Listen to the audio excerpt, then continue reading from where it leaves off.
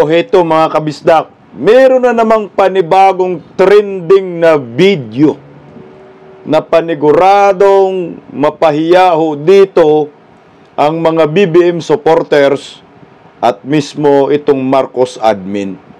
Ang problema nga ho dito mga kababayan ko, pati tayo damay sa kahihiyan ho na dulot ng pamahalaang ito.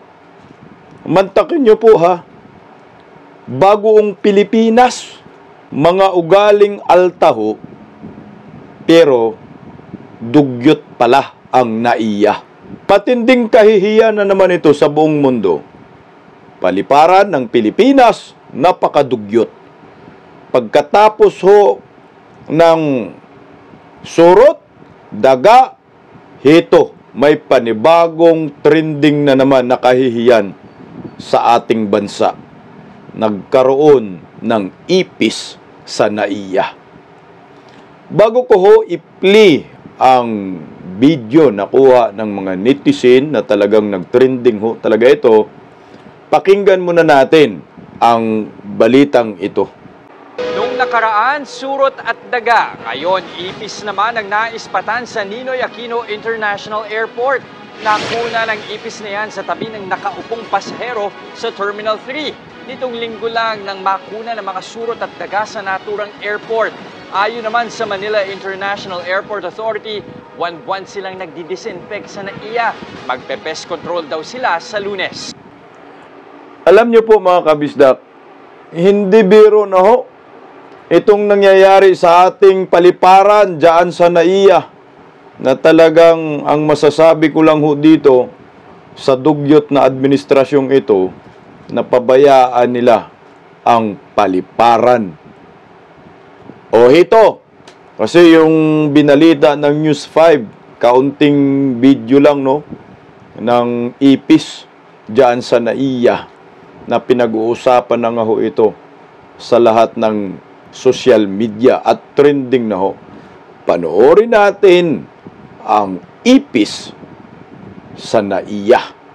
Narito ho mga kababayan ko. O ayan mga kabisdak, kita nyo po yung ipis sa upuan. Hindi pa po alam ng nakaupo sa NAIA na may ipis. Ayan kumakalat naman ho. O ayan, pakalat-kalat din ho sa sahig. Yung ipis na yan. Alam nyo po kasi pag may ipis, ibig sabihin po, dugyot po talaga ang NAIA. Napabayaan kasi hindi naman magkakaroon ng ipis kung malinis ho. Ang mga ipis kasi yan, naghahanap po ng lugar na marumi. At pinupugaran ho nila yan. Yan po sa NAIA ho yan. Ang tindi ho ngayon ng kadugyutan ng NAIA, na ito po ay salamin nating maraming mga Pilipino saan man panig ng mundo. Yung paliparan dugyot. Ayan yung sinasabing bagong Pilipinas. Mga alta. Ugaling alta pero dugyot pala ang NAIA. Di ba ho, nakakahiya ho ito sa ating maraming mga Pilipino na yung NAIA ay marumi.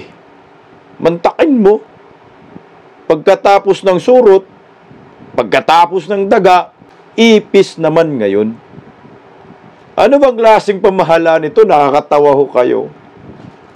Napag-usapan na po ang ating paliparan sa buong mundo. Akala ko ba kayong mga alta, mga malilinis, mga oligarkiya? Kasi yung mga oligarkiya, mga maaarte ho yan eh. Pag nakakita po yan ng mga mahihirap, allergy po sila. Pero ito, ano to ngayon? Sigurado ho tayo, para sa akin, isang kadugyutan lang ho ang hatid ng Marcos admin na ito sa ating bayan. Di na nga ho masupil-supil ang mga krimen, di na nga ho masupil-supil ang mga smugglers, pulburon, mga durgista, mga kurakot sa gobyerno. Ito pa naman ngayon, NAIA, grabe, ipis, daga, surot, hindi kayang puksain Hindi sila kasi magaling sa mga ganyan kalinisan ho eh. Wala ho silang pakialam sa lahat ng establishmento ng ating bayan. Basta ang gusto lang ho nila, mamasya lang sa iba't ibang panig ng mundo. Kakagaling lang ng Australia, di ba ho? O ngayon, bumalik na naman ho, papuntang Australia, itong si Da Junior kasama si Ma'am Shi. Asikasuhin nyo naman ho ang dugyot na naiya na maraming mga Pilipinong napahiya ho dito. Sabi ko nga ho wala namang problema sana kung kayo lang ang mapahiya ho sa lahat ng mga turistang darating sa ating bansa. Pero hindi ho Pilipino tayo. Pilipino ako, Pilipino kayo. Ninoy Aquino International Airport ang pinag-uusapan. Pambansang paliparan. Pero dugyot. Puno ng surot, puno ng daga, at puno ng ipis. Nakakadiri naman ho itong administrasyong ito. Certified dugyot na pamahalaan. Kailan kaya matatapos ang kadugyutan ng Marcos admin? Na wala na hong magandang naidudulot sa ating bayan Puro kahihiyan na lang ho. Madali lang kasi ngayon mag-trending ang mga isyu sa lipunan kasi merong social media. Lalo na nga ho ito, paliparan na kuna ng citizen. Ano ang tingin sa atin ng mga banyaga?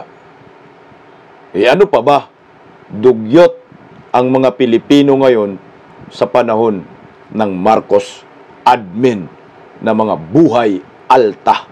Pero dugyot ang naiya.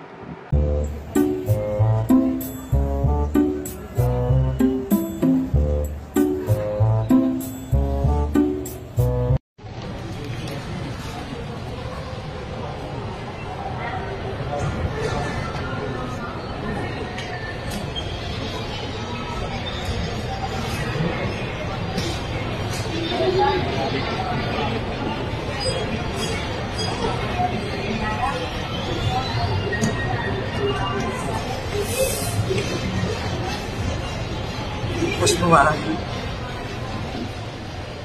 Ipis, Terminal 3. Babalik na sa'yo, babalik na. Yan, babalik na. Yung Ipis.